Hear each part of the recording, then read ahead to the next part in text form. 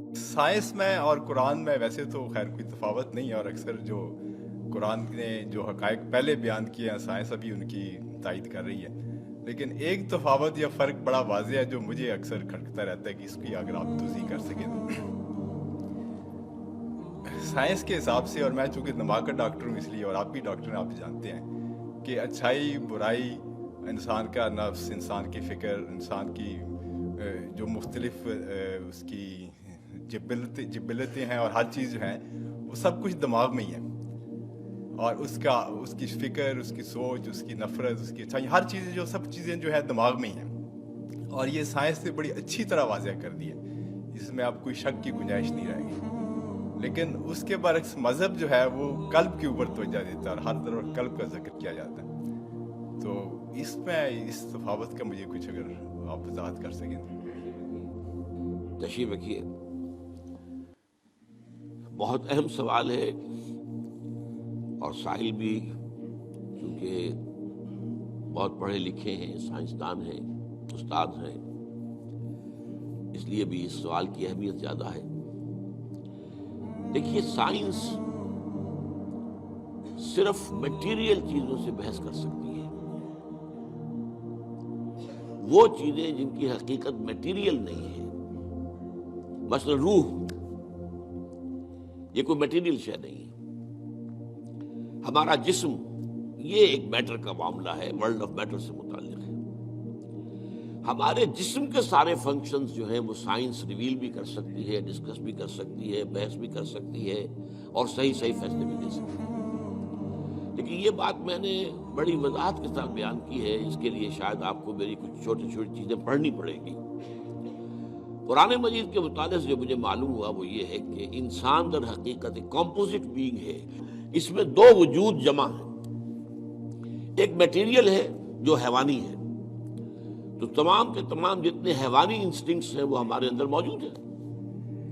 کھانے کو چاہیے، اور جو اینیمل انسٹنکٹس ہیں، کچھ آرام بھی چاہیے، کچھ بقائے نسل جو ہے تسلسل کے لیے وہ بھی کچھ چیزیں رکھ دی گئی ہیں وغیرہ وغیرہ، تو یہ پورا انسان ہے۔ لیکن انسان نرا حیوان نہیں ہے، انسان کی ایک حقیقت جو ہے وہ روحانی ہے، اس کا تعلق ورلڈ آف میٹر کے ساتھ نہیں ہے، اور وہ در حقیقت میٹیریل سائنسز کی جو دریافت ہے اور اس کی جو بھی ریسرچ ہے اس کے فیلڈ میں آتا ہی نہیں۔ وہ روح کا مرکز در حقیقت قلب ہے، یہ روح ہے در حقیقت، اور یہ کمپلیٹ پرسنالٹی ہے ان اٹ سیلف، انویزیبل ہے، دیکھی نہیں جا سکتی،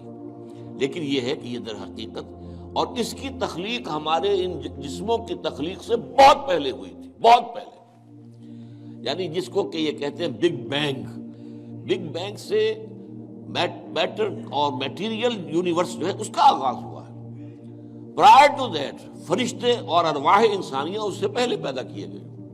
اور وہ نور سے پیدا کیے۔ انہی دنوں میں نے حدیث کے درس کے ضمن میں بھی اس کی تفصیل بیان کی، حدیث نمبر 4 جو 40 نبوی میں ہے۔ تو یہ روح اور حیوان میں جسم کا، اس کے ساتھ جان بھی، حیوان تب بنتا ہے جبکہ وہ انسان، وہ جو اس کا جسم اور جان دونوں نے سمجھے۔ عام مغالطہ ہمارے ہاں یہ ہے کہ یہ روح کے معنی ہے جان، نہیں، جان تو کتے میں بھی ہے، بلے میں بھی ہے،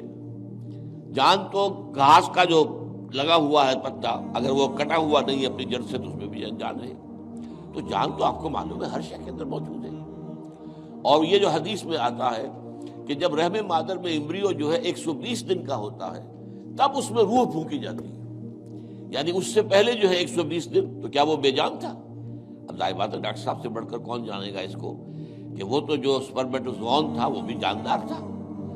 جو اووم آیا تھا ماں کا فیلوپین ٹیوب کے اندر وہ بھی جاندار تھا، دونوں کے ملاپ سے زائگوٹ بنا وہ بھی جاندار ہے،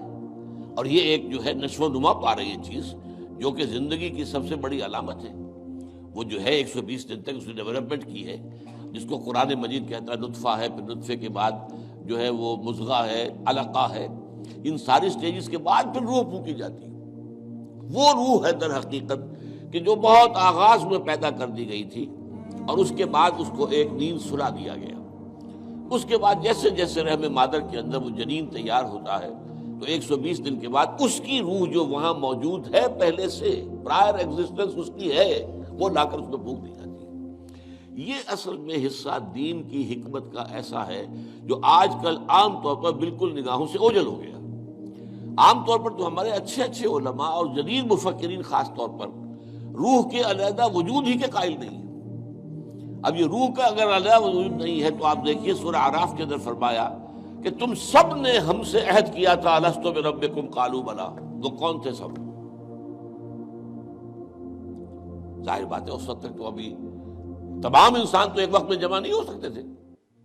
وہ تو یہ کہ عین اس وقت جبکہ وہ ارواح کے عالم کے اندر پیدائش ہوئی ہے سب کے سب موجود تھے، حضرت آدم کی روح سے لے کر اور آخری آدمی جو انسان دنیا میں آئے گا اس کی روح، یہ سب موجود تھے، اور ان سے سوال ہوا الست بربکم، اور جواب ہوا قالوا بلا۔ اور پھر ایک دن آئے گا قیامت کے دن، پھر تمام نوع انسانی پھر جمع ہوگی اللہ کے حضور میں، اور اللہ فرمائے گا، سورہ کہف کے الفاظ ہیں لقد جئتمونا کما خلقناکم اول مرہ، آ گئے ہو نا ہمارے پاس جیسے کہ ہم نے تمہیں پہلی مرتبہ پیدا کیا تھا۔ اب یہ پہلی مرتبہ کی پیدائش وہ ہے جو عالم ارواح میں ہوئی ہے، دوسری مرتبہ کی پیدائش وہ ہے جو اس عالم مادی کے اندر، یہ جو مٹیریل ورلڈ کے اندر پیدا ہوئی ہے۔ میری پیدائش 76 برس پہلے ہوئی ہے، اس سے پہلے میرے اس جسم کا وجود کوئی نہیں تھا، میری روح موجود تھی، اگرچہ وہ ایک جگہ پر اللہ تعالیٰ کے ہاں ایک کسی سٹور کے اندر تھی لیکن موجود تھی۔ تو دل اصل میں مرکز ہے روح کا، اور روح ایک کمپلیٹ انڈیپینڈنٹ پرسنالٹی ہے، اس کا تعقل بھی ہے، یہ دیکھتی بھی ہے، بغیر ان آنکھوں کے دیکھتی ہے، روح براہ راست دیکھتی ہے، روح جو ہے وہ براہ راست سنتی ہے۔ اور آج ہمارے ہاں ڈاکٹر صاحب بھی اس کی تائید کریں گے، جو ایکسٹرا سینسری پرسیپشن کا تصور آیا وہ کہاں سے آیا؟ ہم تو جانتے تھے کہ 5 ہی حواس خمسہ ہیں، انہی سے انسان جو ہے پرسیپشن ہوتی ہے، تو یا تو بصارت ہے، یا سماعت ہے، یا ٹچ ہے، یا اسمیل ہے، یہی ٹیسٹ ہے، یہی حواس خمسہ ہمیشہ سے چلے آ رہے ہیں۔ یہ ایکسٹرا سینسری پرسیپشن کہاں سے آیا؟ تو معلوم ہوا کہ اب تسلیم کیا جا رہا ہے کہ کچھ ہیں صحیح چینلز دوسرے بھی جو انویزیبل چینلز ہیں، اور ان کا تعلق جو ہے وہ دل کے ساتھ ہے، اور دل جو ہے وہ در حقیقت وہ ہے مقام روح کا۔ تو یہ روح اور جسم یا حیوان مل کر انسان۔ جی دوستو، جیسے کہ آپ لوگوں نے آج کا بیان سنا ہے کہ ڈاکٹر صاحب نے ماشاءاللہ بہت خوبصورت بیان کیا ہے کہ سائنس سب کچھ پہ ریسرچ کر سکتی ہے، لیکن انسان میں